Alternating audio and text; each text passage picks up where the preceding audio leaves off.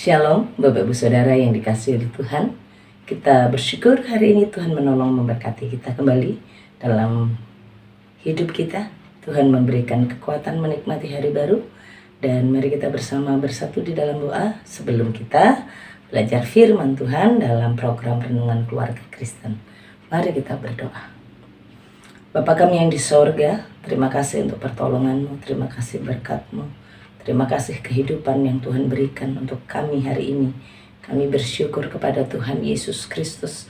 Kami berterima kasih untuk kebaikan, untuk semua hal yang Tuhan sudah buat dalam hidup kami.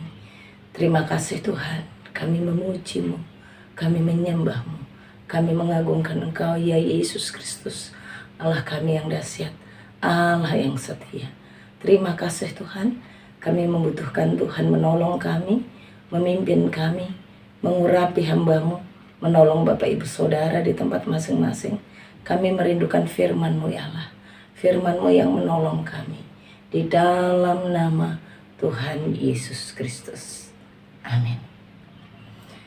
Bapak Ibu Saudara yang dikasihi oleh Tuhan, hari ini kita akan bersama-sama belajar tentang tempat yang ternyaman. Tempat yang ternyaman. Ada orang berkata tempat ternyaman itu adalah saat di mana saja berada, asal yang penting bersama dengan pasangannya, itu adalah tempat ternyaman. Tapi bagi seseorang yang sedang tidak baik-baik relasinya dengan pasangannya, tempat ternyamannya adalah di mana saja, kapan saja, yang penting gak ada dia, tempat itu nyaman. Nah gitu ya. Hari ini kita akan belajar bersama tempat ternyaman dalam kehidupan kita itu sesungguhnya di mana. Di desa yang kecil, yang tidak ada hiruk pikuk kendaraan, jauh dari polusi udara, atau di mana tempat ternyaman? Oh, saat kita berada di ruangan yang sangat sejuk, bisa tidur dengan nyenyak, itulah tempat ternyaman. Mungkin tempat ternyaman itu saat kita bisa melihat apa saja yang kita inginkan. Di gedung yang tinggi, di mall yang ramai, wah itu nyaman sekali, macam-macam. Tapi bukankah di tempat-tempat itu kita akan tetap bisa bertemu dengan yang namanya masalah? Saat di tempat ternyaman yang dimaksudkan tadi, kita ngalamin tekanan, kita ngadepin pergumulan, kita ketemu dengan orang-orang yang menjengkelkan, kita ketemu dengan orang-orang yang menyerang kita, yang menyakiti kita. Tempat yang nyaman itu menjadi tidak nyaman. Dan kita akan belajar tempat ternyaman itu adalah tempat di mana kita ada di dalam perlindungan Tuhan. Tempat ternyaman itu bukan berbicara tentang kondisi atau situasi tempatnya, di mana saja tempatnya. Tempat itu bisa menjadi tempat ternyaman jika kita ada bersama dengan Tuhan Yesus. Mazmur pasal 27. Aman dalam perlindungan Allah. Dari Daud. Tuhan adalah terangku dan keselamatanku. Kepada siapakah aku harus takut? Tuhan adalah benteng hidupku. Terhadap siapakah aku harus gemetar? Ketika penjahat-penjahat menyerang aku untuk memakan dagingku, yakni semua lawanku dan musuhku, mereka sendirilah yang tergelincir dan jatuh. Sekalipun tentara berkemah mengepung aku, tidak takut hatiku. Sekalipun timbul peperangan melawan aku, dalam hal itu pun aku tetap percaya.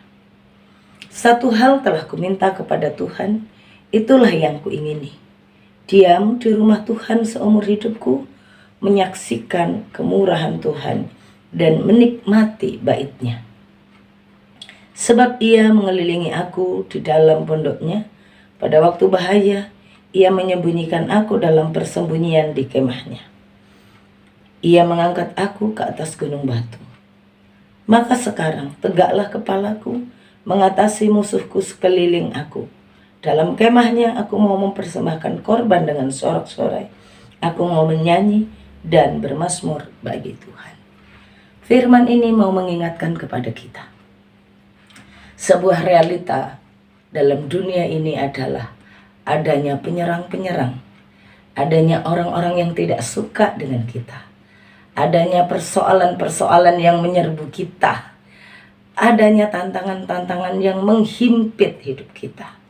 Tapi bagaimana sebagai keluarga Kristen, sebagai anak-anak Tuhan, kita tetap mendapatkan tempat yang nyaman. Bapak Ibu Saudara, kalau kita memperhatikan ungkapan Raja Daud, dia mendapatkan rasa yang nyaman dengan luar biasa sekalipun situasi sekelilingnya tidak baik. Jadi tempat yang nyaman bukan masalah tempatnya atau situasinya, tapi rahasianya adalah saat ada Tuhan bersama dengan kita. Saat Immanuel, saat ada Tuhan mendampingi kita bersama-sama, saat ada Tuhan jalan bersama dengan kita, bagaimanapun situasinya, kita akan tetap bisa menikmati kenyamanan. Bapak Ibu, apakah Tuhan Yesus Kristus dapat kita rasakan bahwa Tuhan selalu ada dengan kita? Mata kita terbatas, tidak mampu melihat. Telinga kita terbatas, tidak mampu mendengarkan suara Tuhan.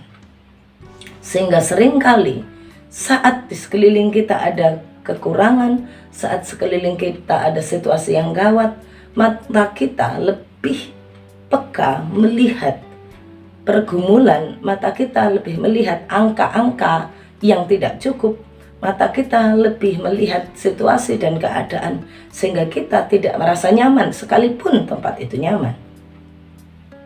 Bapak Ibu Saudara, Tuhan adalah terangku dan keselamatanku. Kepada siapakah aku harus takut? Tuhan adalah benteng hidupku. Kepada siapa aku harus gemetar? Sekalipun penjahat-penjahat menyerang, ketika penjahat-penjahat menyerang aku untuk memakan dagingku, lawanku, musuhku. Ini berbicara tentang situasi yang dialami oleh Daud. Lawan-lawannya begitu banyak, penyerang-penyerang itu begitu banyak. Kalau kita melihat bagaimana saat dia diserang oleh anaknya Absalom, banyak orang-orang, pejabat-pejabatnya Daud pun berpihak kepada anaknya, kepada Absalom. Sehingga orang-orang dekatnya yang selama ini menjadi bawahannya mengabdi kepada Daud, menjadi orang yang mengabdi kepada anaknya, yang membahayakan hidupnya, yang ingin memakan dagingnya. Yang dulunya dekat, yang dulunya bawahan, yang dulunya hormat kepada Daud, sekarang tidak lagi. Bukan hanya itu, kalau kita melihat situasi dari sebelumnya, musuh-musuhnya itu juga dari orang-orang atau bangsa-bangsa sekelilingnya.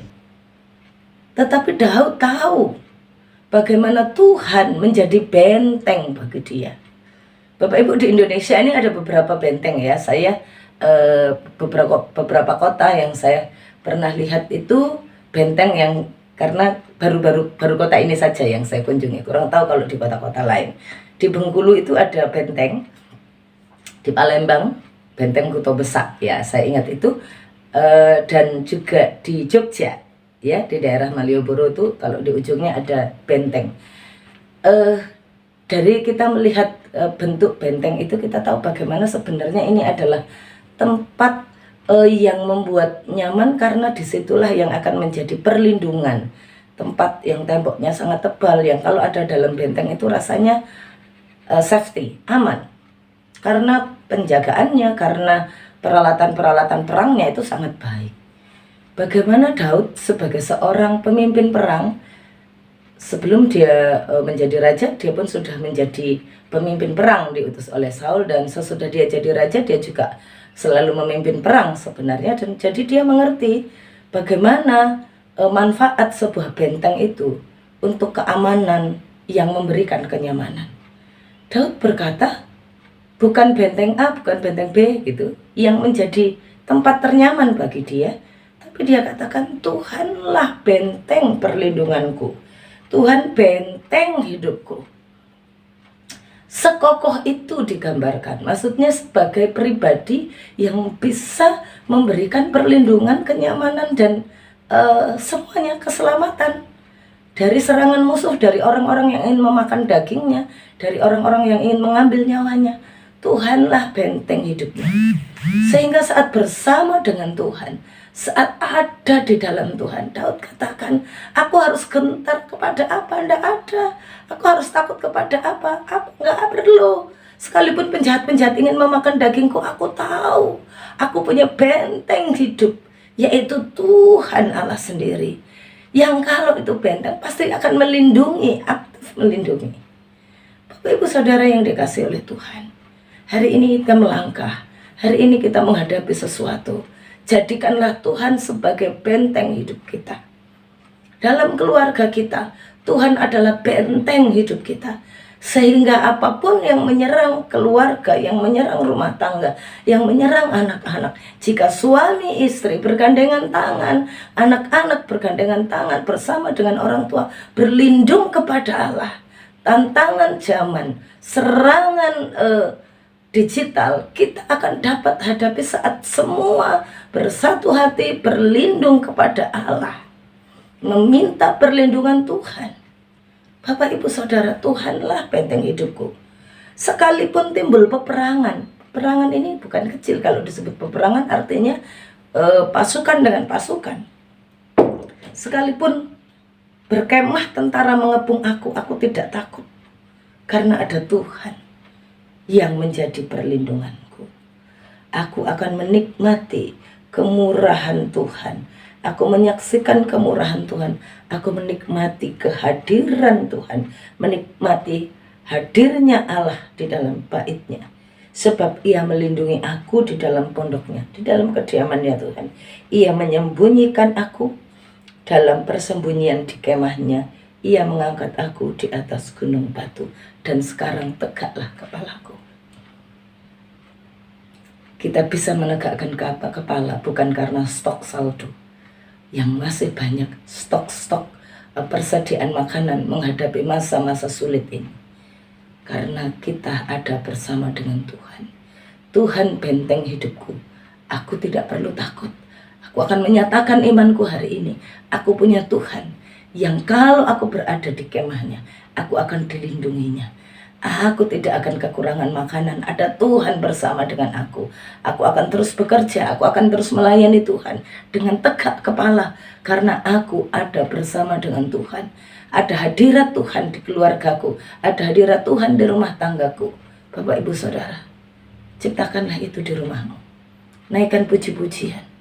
Anak-anak di masa liburan masih enggak anak-anak itu merenungkan firman Tuhan bersama dengan orang tua. Bapak Ibu Saudara, di saat anak-anak libur atau di saat Bapak Ibu ada libur kerja, cenderungnya kita bangun lebih siang dan kita tidak lagi tekun membaca Alkitab. Tapi mari kita bersama-sama nikmati hadirat Tuhan. Nikmati kehadirannya. Di rumahmu akan menjadi tempat ternyaman jika seluruh isi keluargamu akan mengandalkan Tuhan, hidup berlindung kepada Tuhan.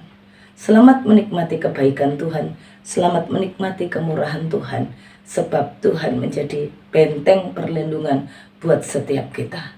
Ajarkan anak-anak untuk mencari Tuhan, meminta perlindungan Tuhan dalam segala keadaan. Tuhan Yesus menolong kita semuanya untuk menikmati hadirat-Nya. Mari kita berdoa. Bapa di sorga, terima kasih untuk kebaikan-Mu. Terima kasih untuk firman-Mu. Engkau Allah yang menjadi perlindungan kami. Kami percaya saat kami melangkah keluar masuk kemana saja, ada tangan-Mu yang memegang kami. Ada tangan-Mu yang menolong kami. Saat ada tempat licin, saat ada jebakan, Engkau melindungi kami sehingga kami luput dari segalanya. Tuhan Yesus, bentengilah kami, sertai Bapak Ibu Saudara kemana saja mereka pergi, apa saja yang mereka buat, Tuhan berkati, Tuhan lindungi, Tuhan bentengi. Terpujilah nama-Mu, demi nama Tuhan Yesus Kristus. Arahkan hatimu kepada Tuhan dan terimalah berkat-Nya. Tuhan memberkati engkau dan melindungi engkau. Tuhan menyinari engkau dengan wajah-Nya dan beri engkau kasih karunia. Tuhan menghadapkan wajah-Nya kepadamu dan beri engkau damai sejahtera. Amin. Shalom, Tuhan Yesus memberkati.